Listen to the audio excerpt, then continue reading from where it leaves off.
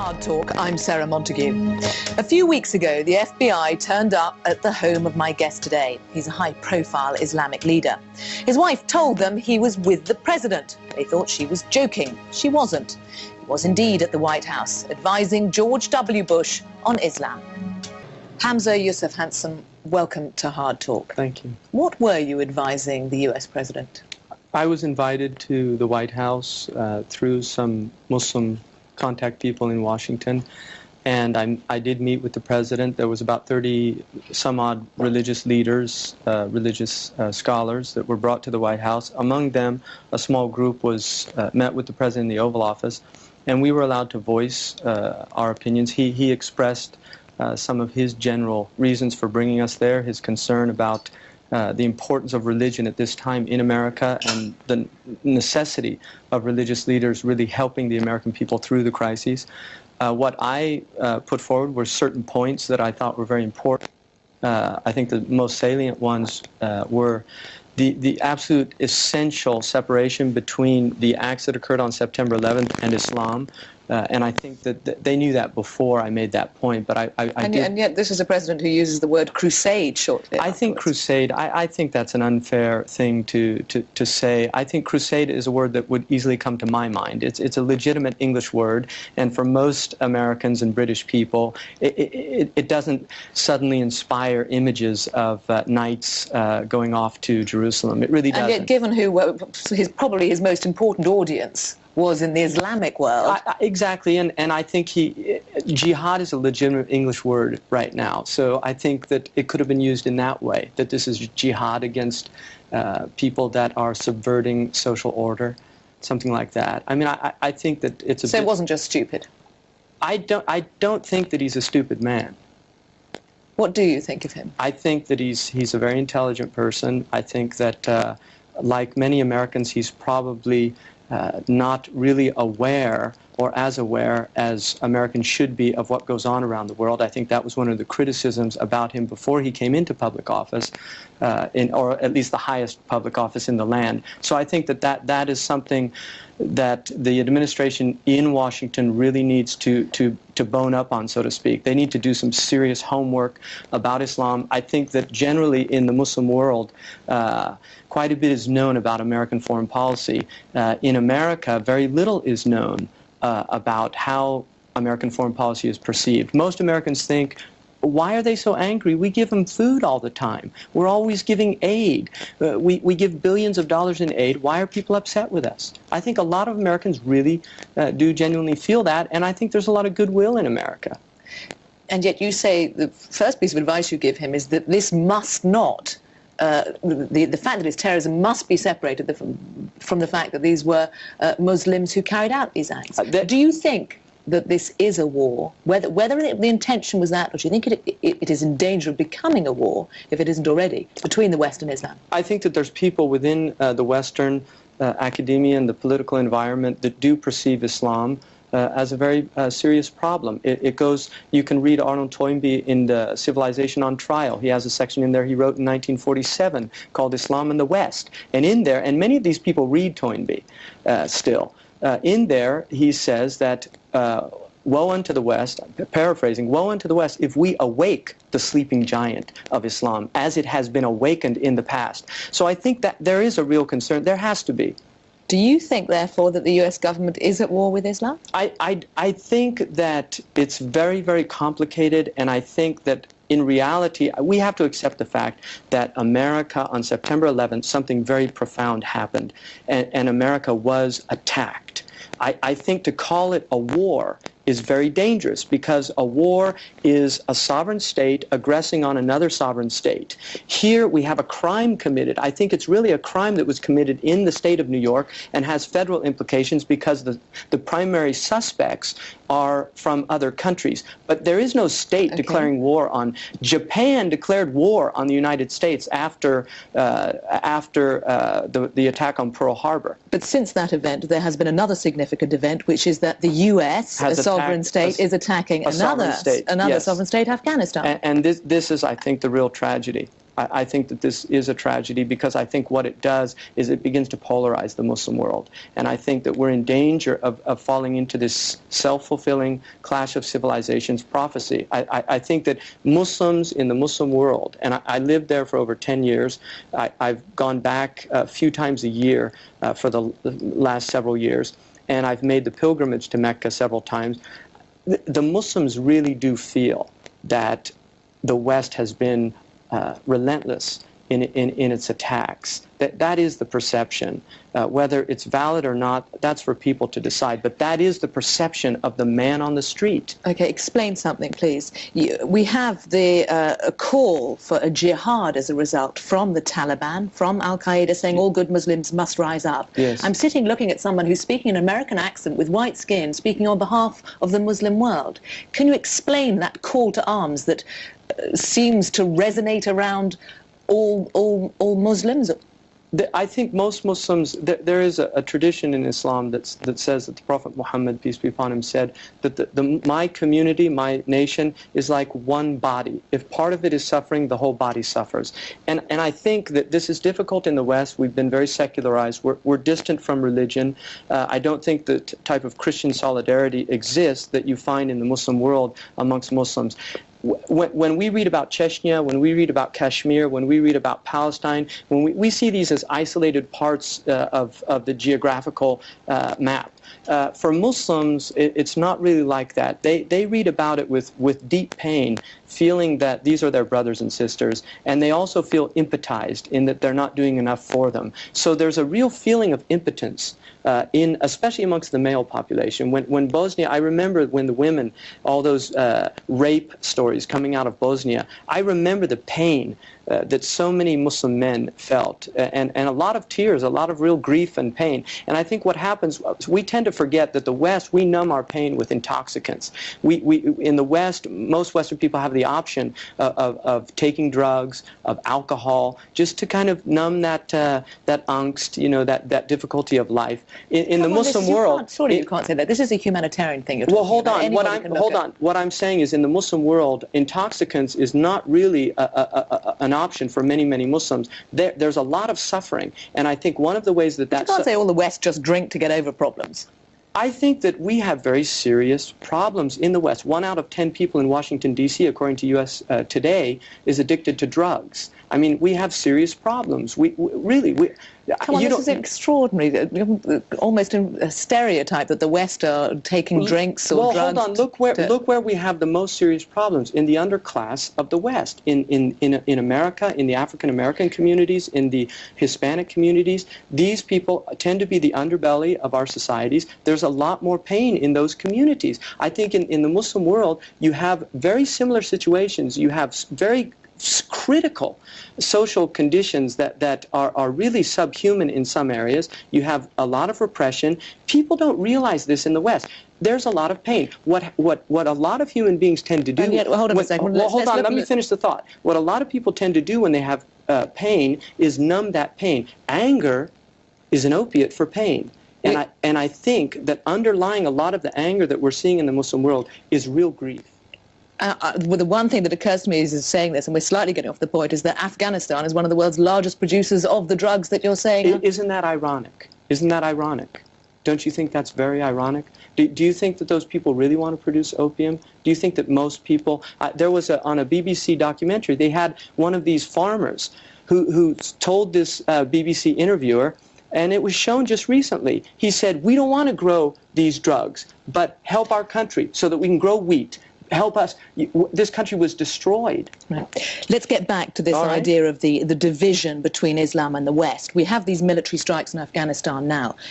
Do you think that they will act as a recruitment drive for the likes of Al-Qaeda? I think that they have that potential. I think that there's a lot of very confused people in the Muslim world right now. I really do. I think there's a lot of confusion. I think, unfortunately, that many Muslims feel betrayed by their governments, by their leaders. They feel humiliated. Look, betrayed because of what? Because they are supporting... they're not defended, because they watch their countries being attacked.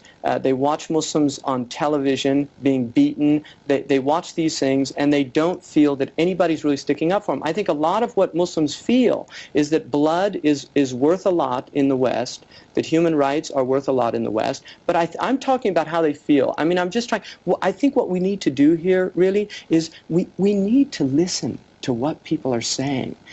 One of the things about conflict resolution, and we know so much about these things, and we ignore our social sciences in these areas, just listening to somebody and just legitimizing their pain, legitimizing their grievances by just nodding your head. But to ignore it, to say it's us versus them.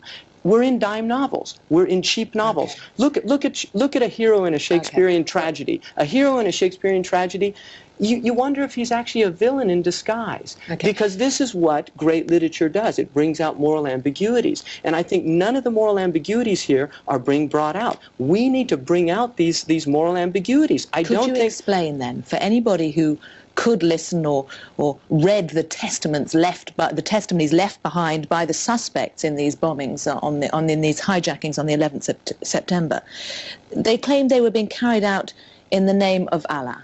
Now, people in the West listening to that, right, trying to understand why. Yeah. Can you explain how they can be carried out in the name of Allah? I think it's a deep aberration. I think there's a real pathology here. I don't think these people are insane, because they're capable of obviously functioning in the world. And the definition of sanity, although in Western legal theory, it's the ability to distinguish between right and wrong.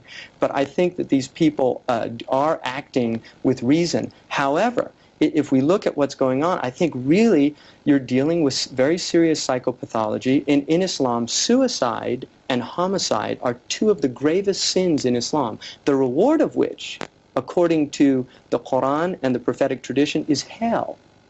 And so I think it's very ironic that they're committing two crimes at one time, both suicide and homicide, because there is no justification for the taking of innocent lives. And as I've been flying in the last few days, I did quite a bit of flying in the last few weeks, I'm looking at these stewardesses, and just thinking, my God, what can legitimize in anybody's mind the right to take a human being's life? The Quran says if you kill one human being without right, it's as if you've killed all of humanity. How can somebody who believes in that book with such arrogance, arrogating to themselves the right to be judge, jury, and executioner, they have no legitimacy whatsoever.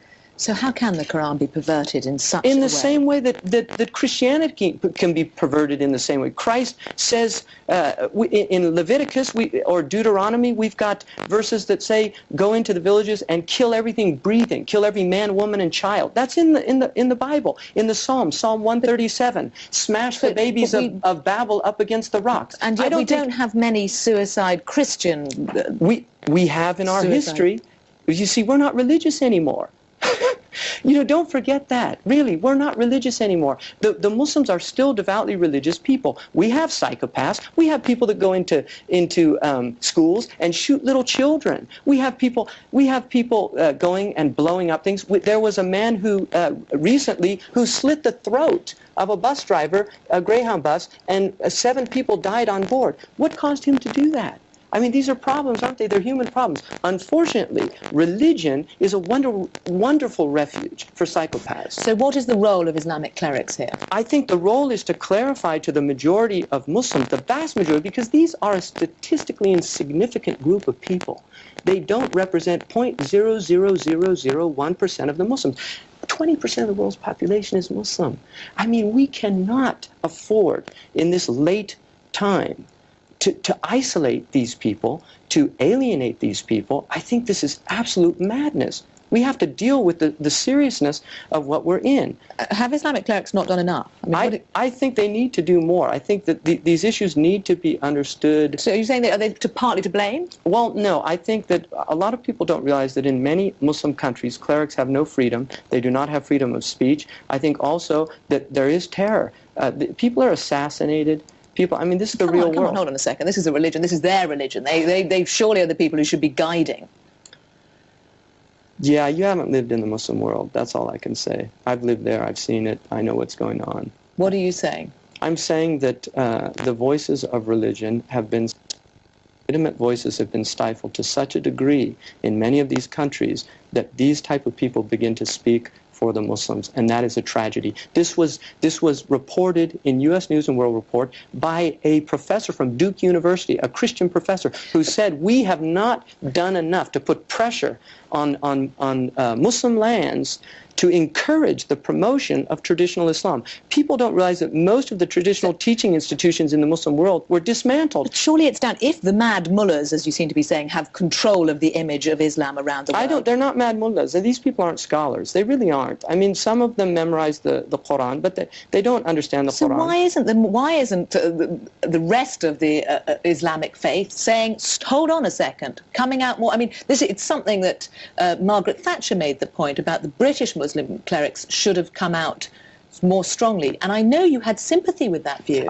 What I said was that I feel that when you see, if I come out and say, yes, we condemn these absolutely, but we have to realize that what causes these things, that begins to sound like justification in the minds of a lot of people. And I think that's very dangerous. I think... yeah, you yourself said a few days before the hijacking, yes, you said in a speech that the U.S. stands condemned. It had a great, great tribulation coming to it. This is something that I've heard from my Christian father for years. He read a book by Ramsey Clark, the former Attorney General, on war crimes in Iraq.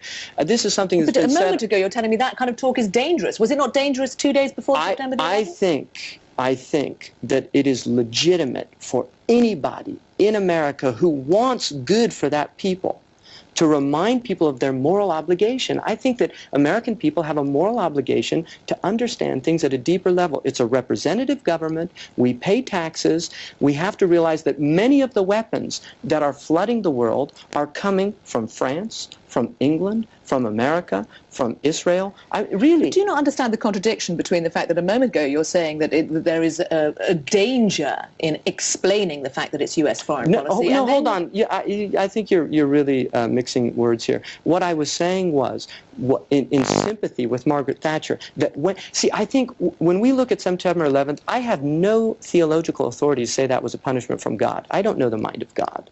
I can't say that. That's a tragic event. It should not in any way. What I was speaking was in general terms, that I think that there are many things happening in the world. And I have not just said that about America, by the way. I've said it about Muslim countries. I've said it about my own self. I stand condemned. I mean, in theological terms, we all fall short of the glory of God. And you might be hearing me speak as a politician right now, or in political terms, but don't forget, I am theologically trained. I speak in theological language. Abraham Lincoln, in his second inaugural address, said to the American people, the Civil War is a punishment from God for the treatment of African American people, he called them, in the United States. Why could he say that to the American people and they didn't all get shocked? Because they were people very fluent with the Bible. If you read the Bible, it talks about that if you transgress the boundaries of God, you're punished for it.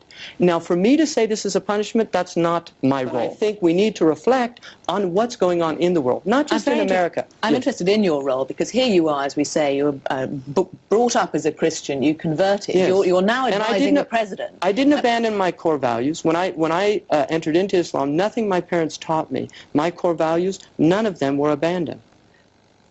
What I'm wondering is why it is that the president can come to you almost as... One time. I don't think that warrants me to be called a presidential advisor.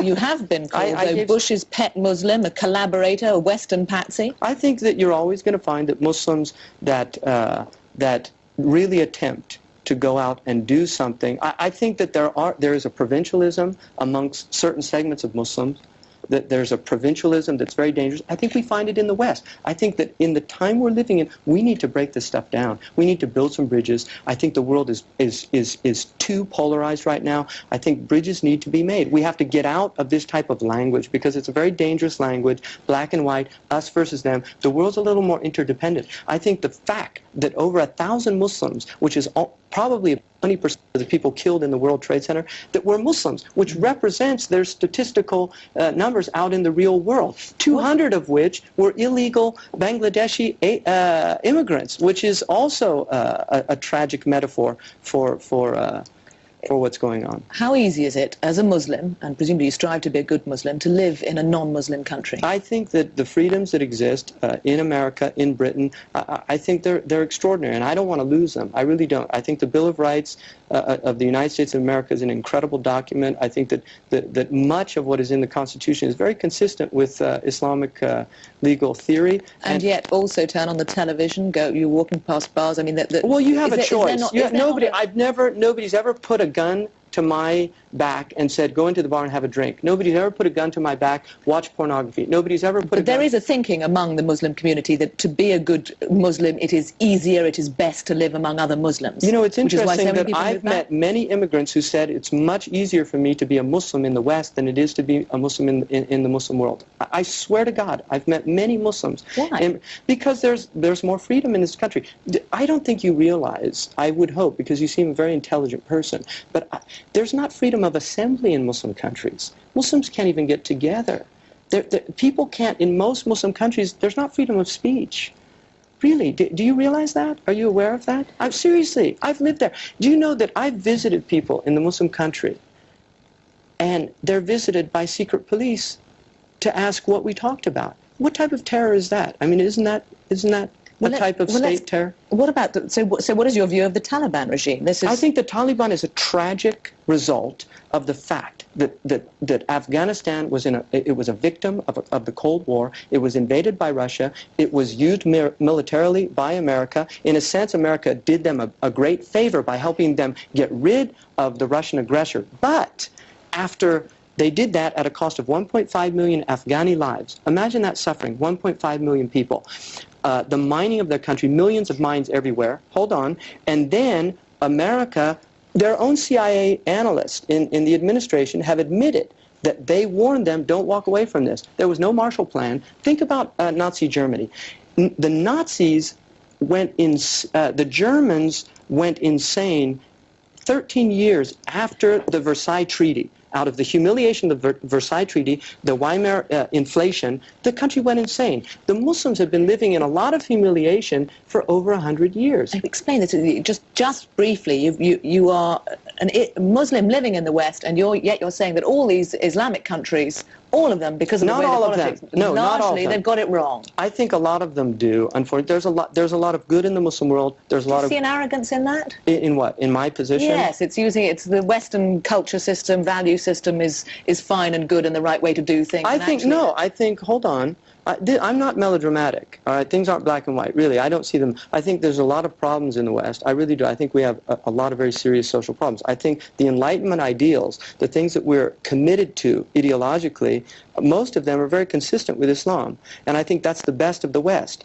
And that is a tradition I grew up in. My father was a humanities teacher. And I'm committed to many of those same ideals. On the other hand, there's a lot of decadence. There's a lot of things that trouble me greatly about the West, the breakdown of family, all of these things. Muslims are as distressed as many Western people about these things in these societies. I think good Western people are as distressed about these things. I think television, a lot of what's on television, bothers many good, fair-minded Western people. For the Muslims, a lot of this stuff is shocking because they still live within the framework of a traditionalism that has become rather quaint in the West. Hamza Yusuf, handsome. Thank you very much for coming on.